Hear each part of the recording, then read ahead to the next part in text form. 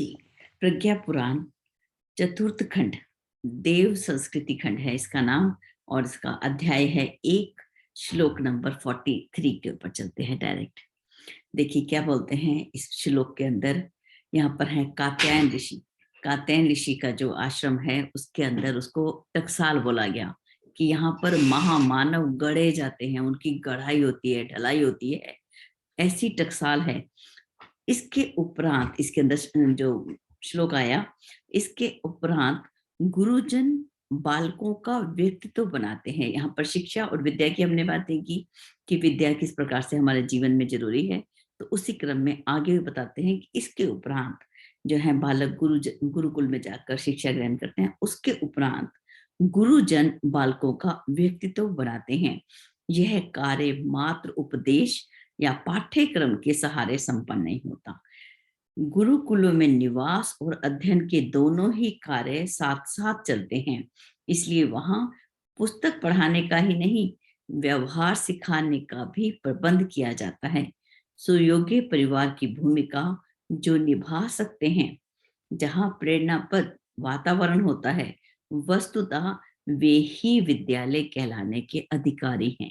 विद्यालय हम किसे, कैसा विद्यालय चाहिए, जहां पर हम बच्चों का एक कैरेक्टर बनाएं, उनका चरित्र बनाएं, उनकी एक पर्सनैलिटी जो है वो उभर कर सामने आए। और ये कार्य कैसे होगा? केवल उपदेश से, या जो हमारा एक लेसन हमने सिलेबस तय कर रखा है उसके क्रम से?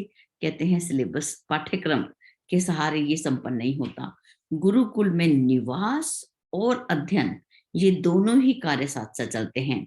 इसलिए वहां पुस्तक पढ़ाने का नहीं, व्यवहारिक शिक्षा देने का भी प्रबंध किया जाता है।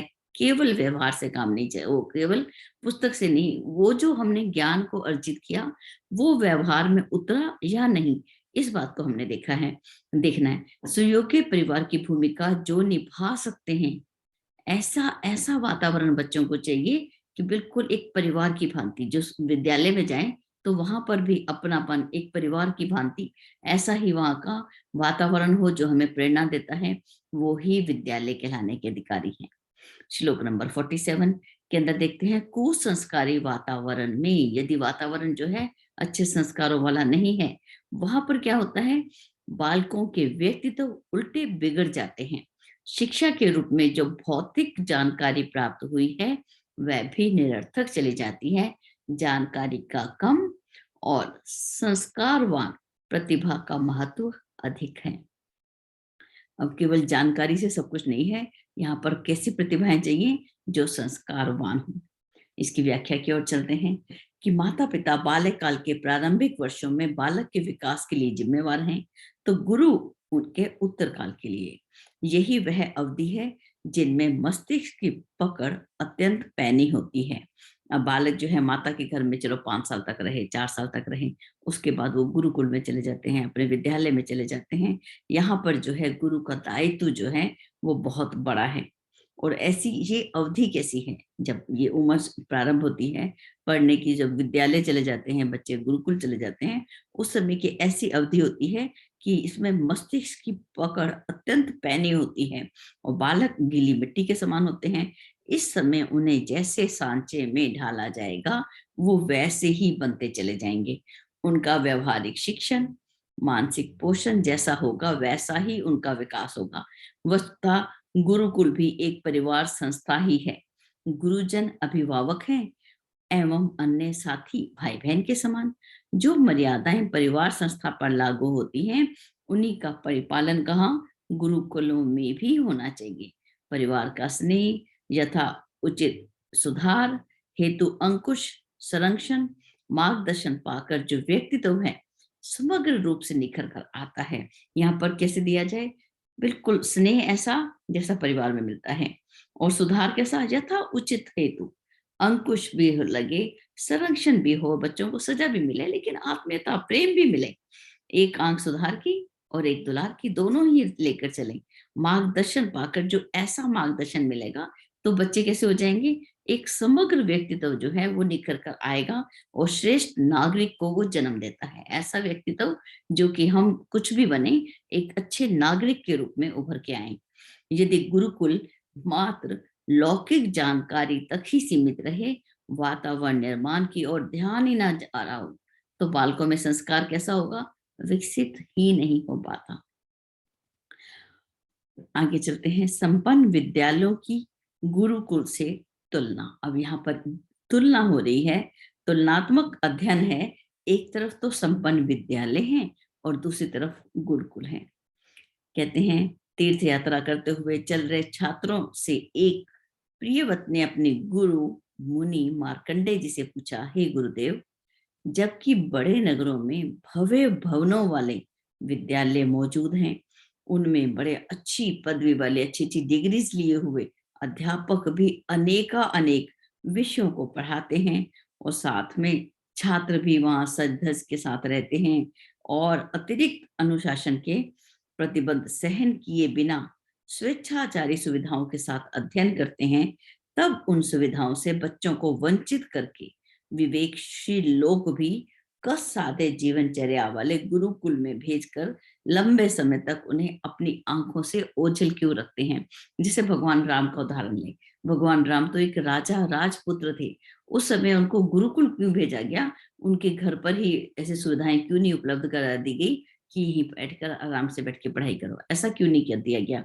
और यहाँ पर जो प्रश्न आ रहा है कि नगरों के अंदर इतने बड़े बड़े विद्यालय हैं जो इतने सुसज्जित हैं, इतना सुंदर दिखते हैं, आरामदायक हैं, और अनुशासन भी अधिक प्रतिबंधित नहीं है, तो उसको ना अपनाकर गुरुकुल में जो विवेकशील व्यक्ति हैं वहां क्यों भेज देते हैं?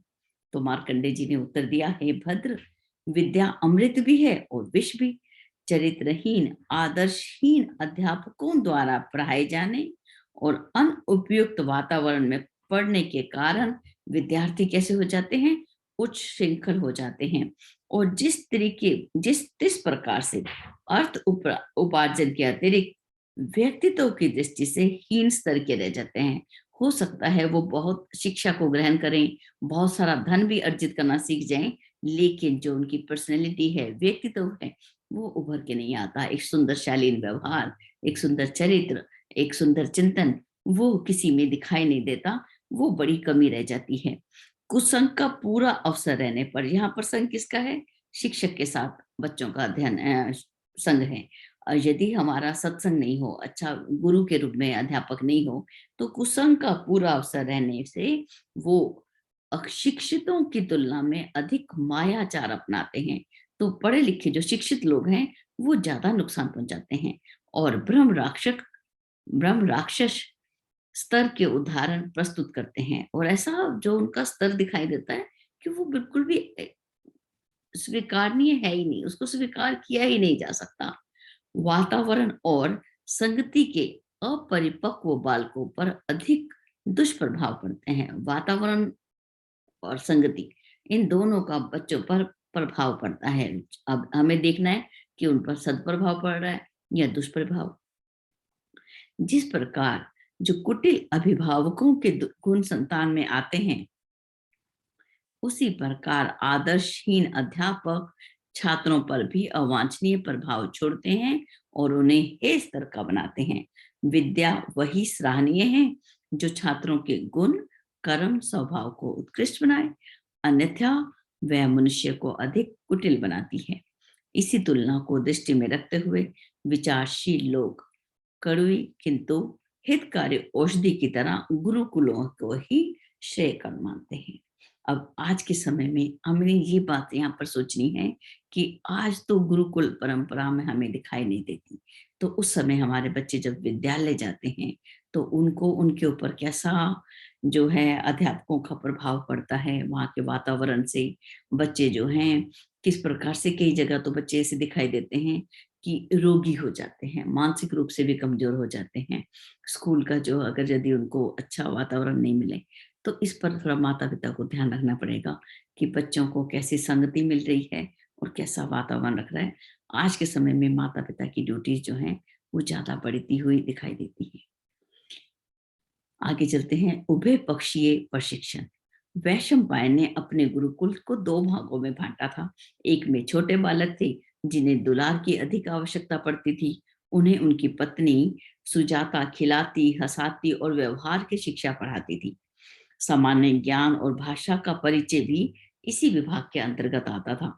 बालक वह अनुभव करते थे कि उन्हें माता का दुलार मिल रहा है और मन पर भी कोई भार नहीं पड़ता था। और बड़े छात्रों को वह प्राय बाहर प्रवास में अपने साथ रखते थे, ताकि क्षेत्रीय भाषाओं और परंपराओं का स्वरूप समझकर वे अपने कार्य क्षेत्र को व्यापक बना सकें। जब हम बाहर जाते हैं दूसरे स्थानों पर, तो वहाँ की भौगोलिक संरचना, वहाँ की वेशभूषा, वहाँ के बारे में सब कुछ, इतिहास के बारे में जो है हमें जानने को अवसर मिलता है। तो वो प्रवास में अपने साथ ही अपने शिष्यों को रखते और वहाँ की भाषाओं और परंपराओं का स्वरूप बच्चों को सिखाते। अपरिचित स्थानों में संपर्क साधने, परायों को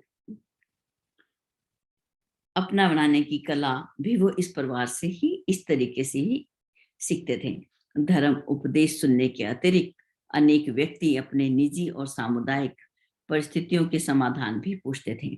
इस प्रश्न उत्तर में भी बच्चे जो थे वो कई प्रकार की जानकारियों को अर्जित कर लेते थे, समझ जाते थे। और ये वरिष्ठ छात्र ही आगे चलकर अपने अपने क्षेत्रों में नेतृत्व करने और वातावरण बनाने में समर्थ होते थे। और सुजाता अपने ढंग से बच्चों को शिक्षण देती थी।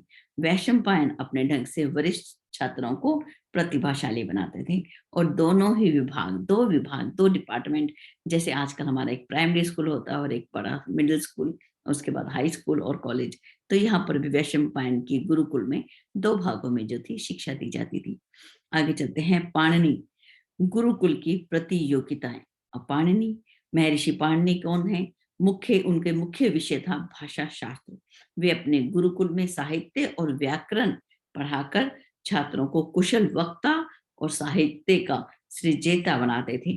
तो भी जीवन के प्रत्येक पक्ष में कुशलता प्राप्त करने का उन्होंने समुचित प्रबंध किया था, जिससे कि उनके छात्र केवल उपदेशक बन के ना रह जाएं। उपदेशक के लिए भी, जो भी व्यक्ति उपदेश करता है उसके लिए भी चरित्र निष्ठा, व्यवहार कुशलता और परिस्थितियों का सामना करने की क्षमता होना आवश्यक है।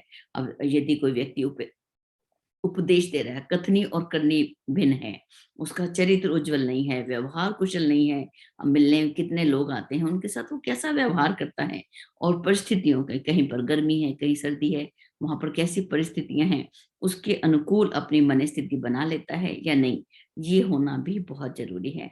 पाणिनि प्रतियोगिताओं पर बहुत जोर देते थे। सुलेख, वार्तालाप में मधुरता, व्यवहार में सज्जनता का समावेश इन प्रतियोगिताओं का प्रधान विषय रहता था। देखिए इसका विषय देखिए, सुलेख, अच्छा राइटिंग, वार्तालाप में मधुरता, हम बातचीत कर रहे हैं तो उसमें मधुरता है या नहीं है, इस बात का ध्यान, और व्यवहार में सज्जनता है या नहीं। तो एक कठिन एक प्रतियोगिताएं हैं ये सारी। अब किसी के व्यवहार को हम कैसे जान सकते हैं? वो ऊपर से तो बहुत नरम दिखेगा और अंदर से में हो सकता है गर्म भी हो। तो ये इसकी प्रतियोगिता करवाना एक बड़ा ही चुनौती का विषय यहाँ पे दिखाई दे रहा है। आगे है शारीरिक बलिष्ठता और मानसिक साहसिकता के लिए भी वो कोई ना कोई आधार ढूंढ लेते थे, और उनमें किससे क्या भूल हुई और किसमें क्या गुण है, इस बात की भी वो व्याख्या किया करते थे। और इससे बहुत ही अच्छा, जिस प्रकार से हम समर कैंप लगा सकते हैं, समर कैंप के अंदर क्या है कि बच्चों को हम लोग कंपटीशन छोटे छोटे, उसमें क्या है, हर संडे को, या समर कैंप नहीं भी है तो अपने गली मोहल्ले के बच्चों को संडे के दिन एक हम रस्सी कूद का रख लें कि इस बार हम रस्सी कूद का कंपटीशन करेंगे। तो ठीक है, रस्सी कूद के लिए बच्चे आ गए। जब हम रस्सी कूद करते हैं, स्किपिंग करते हैं, तो बच्चों का कद वगैरह सुंदर हो जाता है। तो वो एक्सरसाइज अपनी गली मोहल्ले के बच्चों के लिए। और उसके बाद जो है, आज इंग्लिश राइटिंग का टेस्ट है, आज हिंदी राइटिंग का टेस्ट है, आज हम पोएम करेंगे, आज हम कुश्ती करेंगे, कोई गेम खेलेंगे। उसके ऊपर यदि हम लोग हर सप्ताह में एक, और जब 5 थोड़े कुछ सप्ताह हो जाए उसके बाद एक प्रेजेंटेशन, एक प्रोग्राम रख लें, तो बच्चे जो हैं, आसपास के बच्चे बहुत जल्दी दोस्त बन जाते हैं, बहुत जल्दी राह चलते ही वो आपको प्रणाम करेंगे, आपसे बातचीत करने की इच्छा करेंगे। तो आज के समय में हम ये सब कहानियां हमें क्यों सिखाई जा रही हैं कि देखिए पाणिनि गुरु इस तरह से करते थे, वैशंपायन ऋषि इस तरह से करते थे, उससे पहले आया मार्कंडे जी ने बताया। तो ये सारे ऋषि हमको क्यों बता रहे हैं? क्या जरूरत है, आचार्य जी ने यहाँ पर क्यों लिखा, ताकि हम उसको अपने अनुभव में डाल सकें। अपना, यदि हम गुरुकुल की आज परंपरा चला नहीं सकते, पूरी परंपरा हमें गुरुकुल नहीं खोल सकते, अब जब हम के प्रज्ञा पुराण के हम सारे खंड पूरे करने वाले हैं, इतने सारा हम साहित्य पढ़ते हैं, सब अध्याय कर रहे हैं, तो उसको हम अपने आचरण में कैसे उतारे, तो इसी के लिए पढ़ाया जा रहा है। इसी के लिए हम भी अपना योगदान दें। किसके लिए? महामानव बनाने की जो प्रक्रिया चल रही है, जो खेती करनी है, उसके क्रम में केवल हम पुस्तक बांट दी उससे भी पूरा नहीं होगा। हम आसपास के बच्चों को इकट्ठा करें और एक कहानी भी सुना दें समर कैंप के माध्यम से, प्रेजेंटेशन के माध्यम से। तो इस तरीके से हम भी ये काम करें, इसकी प्रेरणा हमको यहाँ पर प्रज्ञा पुराण के माध्यम से मिलती जा रही है। आगे एक और बहुत सुंदर उदाहरण आता है, सुदृढ़ बनाने के लिए कष्ट साधे जीवन। अब जीवन कैसा होना चाहिए सुदृढ़ बनाने के लिए?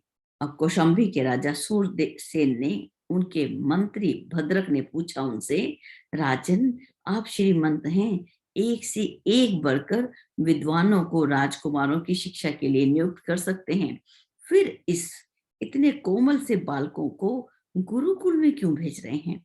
वहां तो सुविधाओं का अभाव है, ऐसे कष्ट साध्य जीवन में इन बच्चों को धकेलना उचित नहीं। शूरसेन बोले, हे भद्रक, जिस प्रकार तपाने से हर वस्तु सुदृढ़ होती है, उसी प्रकार मनुष्य भी कष्ट साधे जीवनचर्या से परिश्रमी, धैर्यवान, साहसी और अनुभवी बनता है। वातावरण का नई आयु में सर्वाधिक प्रभाव पड़ता है। ऋषि संपर्क और कष्ट साधे जीवन, इन दोनों ही सुविधाओं को हम राजमहल में उत्पन्न नहीं कर सकते हैं। यहाँ तो हम उन्हें केवल विलासी ही बना सकते हैं। इसलिए हमें मोह को छोड़कर अपने बच्चों के उज्जवल भविष्य को देखते हुए उनको अनुशासन में, किसके अनुशासन में? गुरु के अनुशासन में भेजना ही अति उत्तम है। तो यहाँ पर जो बात आई, तप करने से ही हर वस्तु सुदृढ़ होती है। और देखिए इस प्रकार रामायण में किस तरीके से बात आई थी कि तब जब माता पार्वती के पास नारद ऋषि गए और उन्होंने उनकी जो हस्तरेखा देखी, तो बोला कि इनको कोई ऐसा वर मिलेगा कि जो हमारे समाज में हम एक्सेप्ट ही नहीं करते। तो क्या कोई ऐसे नागा बाबा होगा, योगी होगा, और भस्म लगी होगी शरीर पे, इस तरीके का। तो उन्होंने बोला कि यदि ये तप करें तो भगवान शिव को पा सकती हैं। तब जब हमें कोई उत्तम कुछ भी अच्छा चाहिए जीवन में, तो उसके लिए हमें तप करना पड़ता है। तप का इतना बड़ा प्रभाव जो है, तुलसीदास जी ने लिखा, तप बल रचे प्रपंच विधाता, तप के बल से ही ब्रह्मा संसार को रचते हैं, तप बल विष्णु सकल जगत त्राता, और तप के बल से ही भगवान विष्णु सारे जगत का पालन करते हैं। तप बल शंभु करे संघारा, तप बल शेष धरे महिभारा। तप के बल से ही शंभु जगत का संहार करते हैं, और तप के बल से ही जो शेष जी हैं, शेषनाग, पृथ्वी का धारण धारण करते हैं। तप आधार सब सृष्टि भवानी, सारी सृष्टि तप के आधार पर है, और तुम जाकर आगे जाके तुम तप करो। तप जैसे सोने को जब तपाया जाता है तभी वो निखर कर आता है, नहीं तो उसके अंदर तो भी कमियां रहती है, अयस्क के रूप में धातु रहती हैं। तो उसको तपाना पड़ता है, हर वस्तु को तपाना पड़ता है, अपने जीवन को भी तपाना पड़ेगा। तो तप और योग, आचार्य जी ने बड़ी ही सुंदर और सरल डेफिनेशन दी है। अपनी एक बुराई को छोड़ना, जब भी हमारा दक्षिणा के रूप में हम अपनी बुराई छोड़ते हैं, और वो हो गया तप। और एक अच्छाई को धारण करना, योग। इतना सरल, इतना सरल। और तप के अंदर ये नहीं कि अब हम महीना हम कुछ भी नहीं खाएंगे। अपने शरीर बल का, शरीर को बैलेंस रखना, अपने जो उत्तरदायित्व हमने पढ़े थे संयम और कर्तव्य पालन के अंदर, कि हमारा एक उत्तरदायित्व है कि हम अपने शरीर को निरोगी रखें, ठीक है, संतुलित रखें, मानसिक रूप से संतुलित रहें। तो ये तप के माध्यम में आता है, तप का उसमें। तो यहाँ पर भी तपाने से हर वस्तु सुदृढ़ होती है। तो गुरु के अनुशासन में, अब गुरु के अनुशासन, हमें भी गुरु ने अनुशासन के रूप में हमें धर्म की व्याख्या की थी, धर्म के 10 लक्षण बताए थे, उनको हमने अपने जीवन में उतारना। और यहाँ पर भी जो पढ़ाया जा रहा है कि गुरु के सानिध्य में रहकर, गुरु की साहित्य में उनको देखकर, और उनकी आज्ञा का पालन करना। तो अपने आप को ऐसा महसूस करना कि हम गुरुकुल में ही हैं, उसी के अनुसार ही अपनी जीवनचर्या को अपनाना और आगे भी उसकी शिक्षण का प्रबंध अगली जो है पीढ़ी उसको देकर जाना। ऐसे अपने हाथ में जो ज्ञान को भर के चले नहीं जाना, ज्ञान को बांट के ही जाना। आगे चलते हैं। व्यवसाय में भी विद्या अनिवार्य। अब मृणालवती ने अपने पति विजय गुप्त से कहा, आर्य अब बच्चे बड़े हो गए हैं, इन्हें कच्ची आयु से ही शिक्षा पाने के लिए गुरुकुल भेजना चाहिए। परिवार में रहकर तो ये यहाँ के कुसंस्कारी वातावरण में सांस लेते रहने से और अन्य लोगों की तरह स्वार्थी, धूर्त, प्रमादी बन जाएंगे। जो आरंभिक जीवन है वो ही संस्कारवान बनाने का उपयुक्त समय है। उत्तम वातावरण में ही बालक मनस्वी और अच्छे चरित्र वाले बनते हैं। विजय गुप्त को अपने बच्चों से बहुत ही प्रेम था या उनको बहुत मोह था। वो उनको अपने से अलग करना ही नहीं चाहते थे। अपने साथ ही खिलाते, अपने साथ ही सुलाते थे, अपनी आंखों से ओझल करना नहीं चाहते थे। उनका मन था कि बच्चे व्यवसाय सीखें, उनका हाथ बटाएं और आंखों के सामने ही रहें। सो पत्नी से उन्होंने बोल दिया कि ऐसा संभव नहीं है, मैं बच्चों को अपने से दूर नहीं कर सकता। तो मृणालवती ने कहा, हे आर्या, आपसे कम मुझे बच्चे प्यारे नहीं हैं। ऐसा नहीं है कि मुझे प्यारे नहीं हैं बच्चे, मुझे भी बहुत प्यारे हैं। माता का हृदय पिता से भी अधिक कोमल होता है। सो मन तो मेरा भी आप जैसा ही सोचता है, लेकिन हमें बच्चों के भविष्य को देखना चाहिए। घर के सब लोग जिन दुर्गुणों से भरे हैं, पड़ोस में जो अशिष्टता अपनाई जाती है, उसी को ये बच्चे सीखेंगे। तो व्यवसाय से धन कमाते रहने पर भी अपने स्वभाव को बिगाड़ लेंगे और अपने और दूसरों के लिए कष्टप्रद होंगे। पत्नी की बात पति ने मानी और उनको गुरुकुल के उत्तम वातावरण में भेजा। और वे जब वापस लौट के आए तो अपने पिता के व्यवसाय में कुछ ही दिनों में प्रवीण हो गए और ग्राहकों का मन जीतकर बहुत धन भी कमाया। तो यदि हम ये सोचें कि जो बच्चे ब्रह्म विद्या को अर्जित कर लेते हैं, ब्रह्म विद्या को पा लेते हैं, वो व्यवसाय नहीं कर सकते या वो धन को अर्जित नहीं कर सकते, वो कर सकते हैं, लेकिन एक जो अनासक्त भाव से, वो तो कर्म को योग के भाव से करने लग जाते हैं। अगली कहानी आती है विद्यार्थी की, तोता रटंत।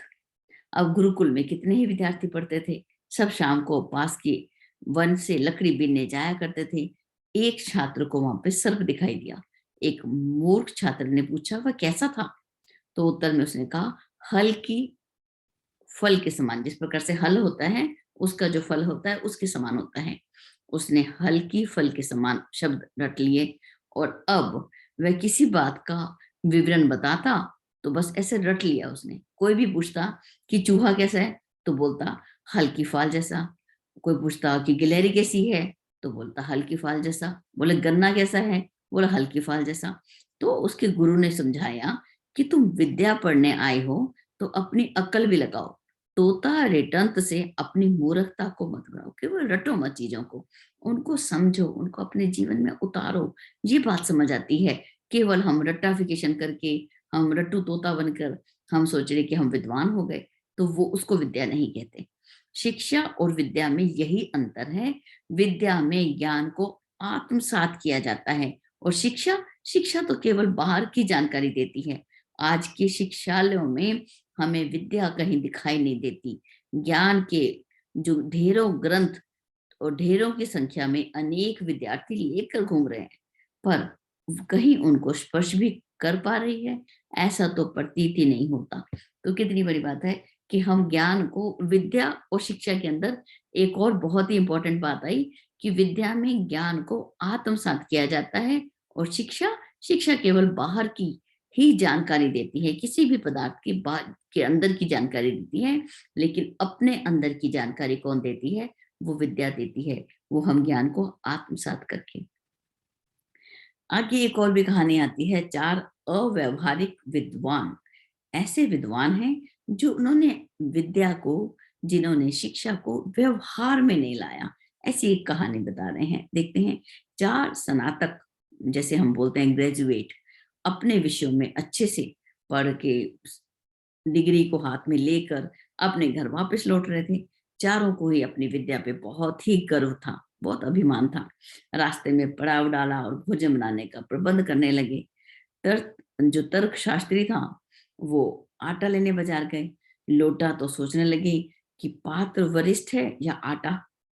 तो ये देखने के लिए तथ्य, वो तो तर्क तर्क शास्त्र था उनके हाथ में, तो तथ्य जानने को लिए जैसे ही बर्तन को उल्टा तो आटा तो रेत में बिखर गया।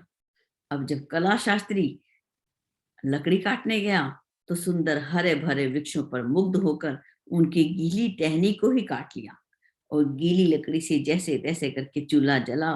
थोड़ा सा चावल जो पास में था उसी को एक बलटोई में, गागर बोलते हैं बलटोई को, बटलोई को में डालकर किसी तरह पकाया जाने लगा। तो जब भात पका तो वो आवाज करने लगा, खुद बुद ऐसी आवाज जो आने लगी। तो तीसरा पाक शास्त्री था, उसी का ताना बाना बुन रहा था। चौथे ने उबलने पर उठने वाले खुद बुद्ध शब्दों को ध्यान पूर्वक सुना और व्याकरण के हिसाब से इसका उच्चारण को गलत बकार कर इसका उसको जो भात पक रहा था कि ये गलत बोल रहा है, शब्दों का सही उच्चारण नहीं आ रहा इसके अंदर से, उसने जोर से डंडा मारा गागर के ऊपर, उस बलटोई के ऊपर। तो जो भात था वो चूल्हे में ही फैल गया। चारों विद्वान भूखे सोने लगे।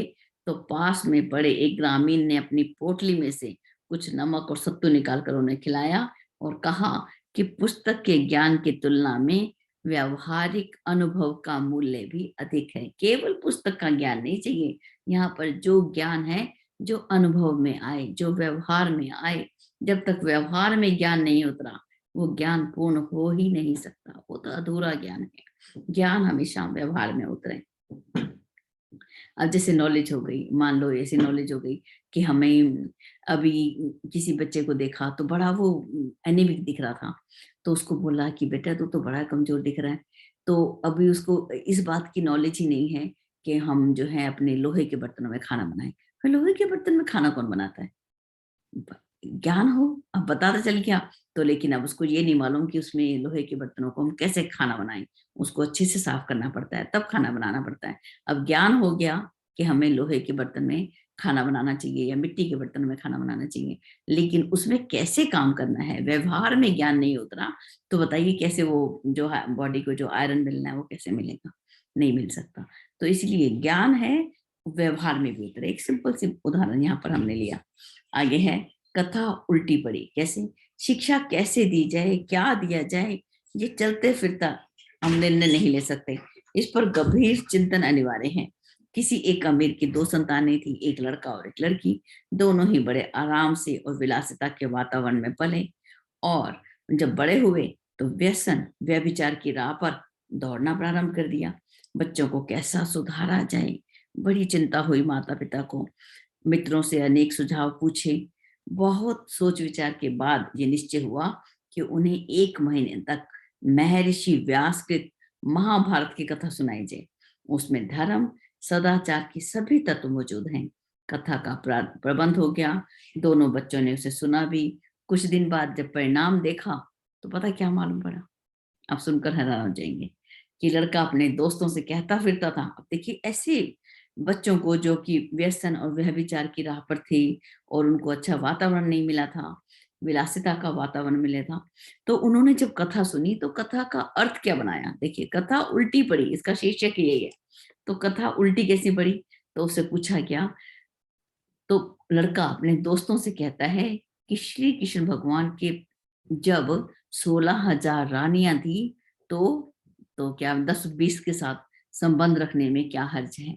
उसी प्रकार लड़कियों ने अपनी सहेलियों को बताया कि कुंती कुमारी अवस्था में पुत्र जन्म दे सकती थी और द्रौपदी 5 पति रख सकती थी, तो हम कौन सा बड़ा अनर्थ कर रहे हैं। तो सुधार प्रयत्नों पर फिर विचार हुआ और निष्कर्ष निकाला गया कि कथा श्रवण की धर्म चर्चा अपर्याप्त है। दृष्टिकोण बदलने के लिए ऐसा प्रभावी वातावरण होना चाहिए जहां चर्चा और क्रिया में उत्कृष्टता का समुचित समन्वय हो। अगले कदम उसी आधार पर उठाए गए और वो सफल भी हुए। तो देखिए कितना ही ज्यादा कि कथा भी हमें कौन सुना रहा है, कौन सुन रहा है। जब राजा परीक्षित को कथा सुननी थी तो व्यास जी ने कथा सुनाई, और परीक्षित के भाव से जब कथा को सुना जाए, उसको अपने अंदर उतारा जाए, तब जाके उसका असर आता है। अदरवाइज तो वो कथा का तो अर्थ का भी अनर्थ भी बना लिया यहाँ पर। चलते हैं, एक छोटी सी कहानी ले लेते हैं। जीवक की परीक्षा। आदर्श शिक्षक केवल अध्ययन नहीं करते, छात्र को उस विद्या में ऐसा पारंगत कर देते हैं कि वो स्वर्ण बन के निखर आता है। शिक्षक के ऊपर बात आ गई वापस। तक्षशिला विश्वविद्यालय में 7 वर्ष तक आयुर्वेद पढ़ने के बाद आचार्य बृहस्पति ने जीवक की परीक्षा लेकर विदा का मुहूर्त निकाला, कि जीवक को बोला कि तेरी परीक्षा लेकर आपको विदाई समय कर दिया जाएगा। उसका मुहूर्त निकाला।